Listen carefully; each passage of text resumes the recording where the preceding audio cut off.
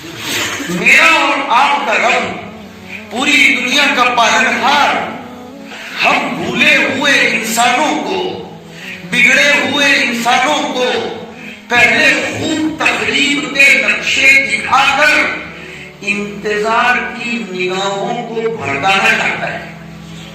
میں ختم نبوت پر حملہ نہیں کروں گا خاموخواہ کے لیے، ابھی سے کوئی رائے قائم نہ کرے، پوری بات سنیں۔ میں چوکنا کر کے کہہ رہا ہوں اس لیے کہ مجھے معلوم ہے کہ کچھ حضرات تنقید کے چشمے لگا کر ہی بیٹھتے ہیں۔ پوری بات سنیں۔ یہ عالم اس وقت سسک رہا ہے، بلبلا رہا ہے، اور یہ نہ سمجھیں کہ صرف مسلمان پریشان ہیں۔ قانون بنانے والوں کو خود کو ایک لمحے کے لیے چین نہیں ہے۔ قانون پاس کرنے والوں کو پاس کر دینا تو آسان، لیکن تنفیذ کے لیے مارے مارے پھر رہے ہیں۔ لیکن وہ اللہ ہے، وہ ذوالجبروت ہے، وہ ذوالکبریاء ہے، جس نے نہ جانے عالم اسلام کے مسلمانوں پر کیسی سکینت نازل کر دی کہ مختلف قسم کے فتنوں، زلزلوں اور مصیبتوں سے دنیا کو دوچار کیا جا رہا ہے، لیکن مسلمان یہی کہہ رہا ہے میرے اللہ کی طاقت کا مظاہرہ کبھی نہ کبھی تو ہوگا، اور یہ کورونا وائرس اسی طاقت کا مظاہرہ ہے۔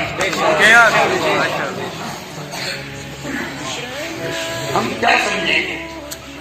پاس کرو کوئی دوا، بناؤ کوئی دوا، بناؤ کوئی ہتھیار، اور بناؤ کوئی گن، اور لاؤ کوئی میڈیسن، اور پھر دعویٰ کرو تمہارے ہندوستان پر بھی پابندی لگ چکی، یورپ میں نو انٹری، فرانس میں نو انٹری، عرب میں نو انٹری، خدا جگہ نو انٹری۔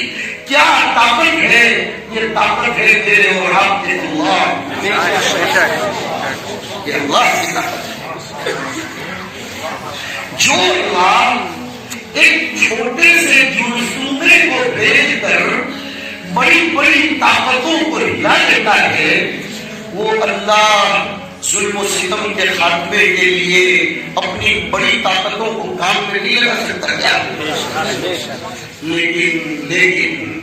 لیکن وہ طاقتیں اتنے سستے میں نہیں مل جاتی، وہ طاقتیں نعرے بلانے سے نہیں مل جاتی، وہ طاقتیں صرف سبحان اللہ اور الحمدللہ کے جذبات بھرے کلمات کہنے سے نہیں ملتی، اس کے لیے اس اللہ کو منانا ہوتا ہے، اس کو اپنی طرف متوجہ کرنا ہوتا ہے، اور متوجہ کرنے کے لیے لفظ کا انتخاب بھی عجیب کیا اللہ نے، عجیب۔ اب ذرا اور توجہ دیجیے، میں نے بیان شروع کیا تھا نا سسٹم سے، اللہ کے سسٹم، وہ سسٹم اللہ نے اپنے کلام کی بعض آیتوں میں بیان فرمائی، کچھ تو اس نے بیان کر دی ہے، کچھ اب چشمہ جیسا جس کا جو نظام تکوین کا چشمہ لگا کر ان آیتوں کو پڑھتا ہے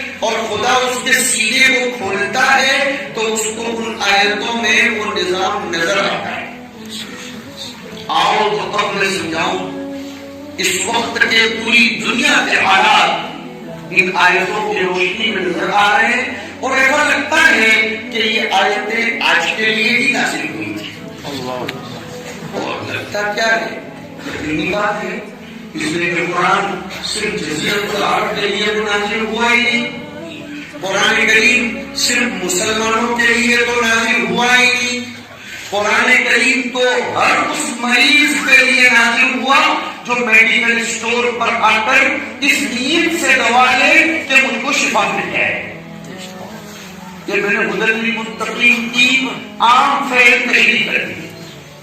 اب کسی کو میڈیکل اسٹور پر آنا ہی نہیں ہے، یا آنا ہے لیکن شفا یابی کی غرض سے دوا ہی نہیں خریدنی، یا خریدنی ہے لیکن معالج کے بتائے ہوئے طریقے کے مطابق اس کو استعمال نہیں کرتی ہے، تو پھر شفا اس کے اتنے قریب بھی نہیں آئے گی جتنا یہاں سے جموں قریب ہے۔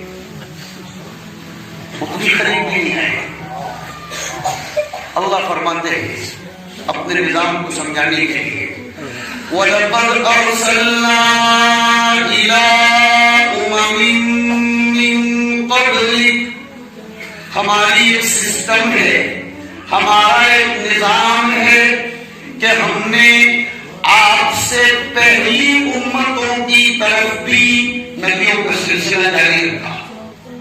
ارسلنا، اہل علم جانتے ہیں ارسال میں تطابق اور کثرت کا معنی بتایا جاتا ہے۔ نظر قدر خیال رکھتا ہوں، ہم نے مسلسل کثرت کے ساتھ نبیوں کا اور دتواس کا، پیغمبروں کا سلسلہ جاری رکھا۔ وہی سسٹم ہم تمہارے یہاں بھی چلا رہے ہیں، لیکن ہماری اور ایک سسٹم ہے جو ہمارے پیغمبروں کی نہیں مانتے، جو ہمارے پیغمبروں کے راستے سے بھٹک جاتے ہیں، تو ہم اتنے سخت دل نہیں ہیں کہ ہم ڈائریکٹ پکڑ لیں۔ سنو اس جملے کو خاص، ہم اتنے سخت دل نہیں ہیں کہ جمعہ چھوڑنے والوں کو بھی ڈائریکٹ پکڑ لیں، ظلم کرنے والوں کو بھی ڈائریکٹ پکڑ لیں۔ ہم اتنے سخت نہیں ہیں کہ ہم ہماری تشریعی امور سے دور رہنے والوں کو ایک دم سے پکڑ لیں، نہیں، پہلے ہم جھنجھوڑتے، اور ہمارا جھنجھوڑنا دو طریقے کا ہوتا ہے۔ سنو اس بات کو، ہمارا جھنجھوڑنا دو طریقے سے ہوتا ہے۔ دو لفظ استعمال ہوئے، بہت توجہ دو۔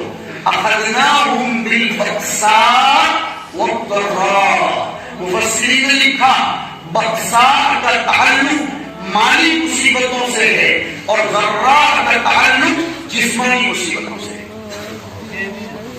ہم ان دونوں طریقوں سے انسانوں کو پکڑتے ہیں، مالی مصیبت میں ڈال کر اور جسمانی مصیبتوں میں ڈال کر۔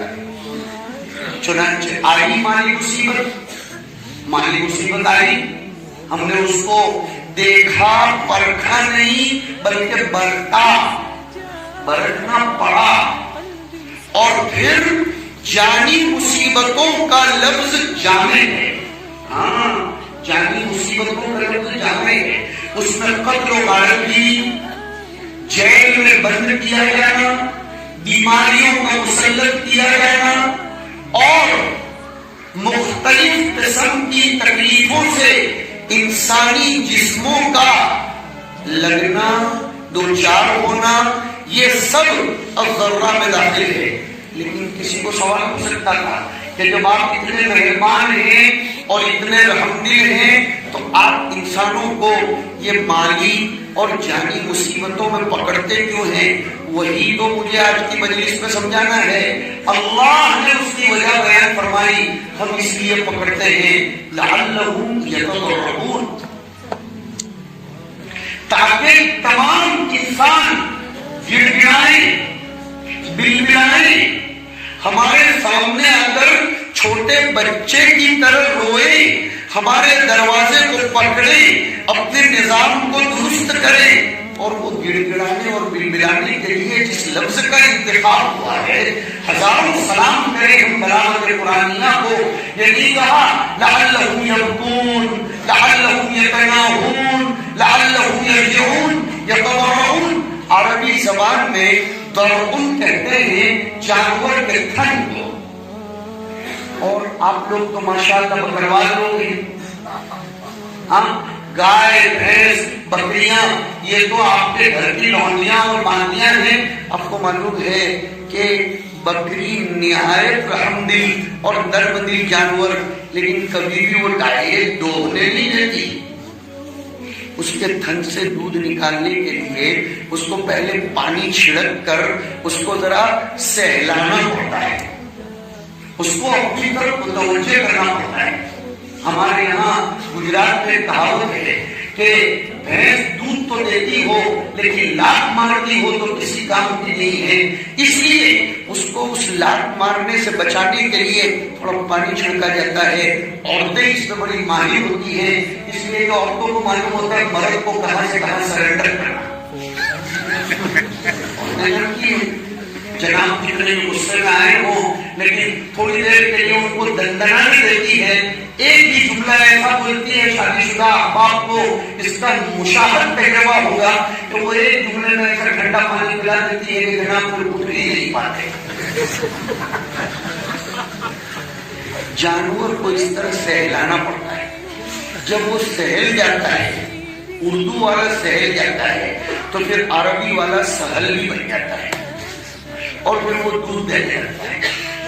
اس کو کہتے ہیں تضرع، عربی زبان میں اس کو تضرع کہتے ہیں۔ اللہ کو بھی اپنی طرف متوجہ کرنے کے لیے میرے بھائیوں سہلانا پڑتا ہے۔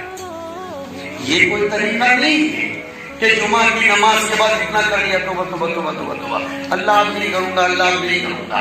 رمضان کے افطار کے موقع پر ذرا سا توبہ توبہ کر لیا اور پھر وہی شب قدر کے چلے جانے کے بعد اس کی ٹوپی اس کو پہنا، اس کا کالا اس کو سفید، اس کا سفید اس کو کالا، اور یہ اور وہ، اس طرح اللہ نہ سہلتا ہے نہ بہلتا ہے، اس کو سہلانا ہوتا ہے۔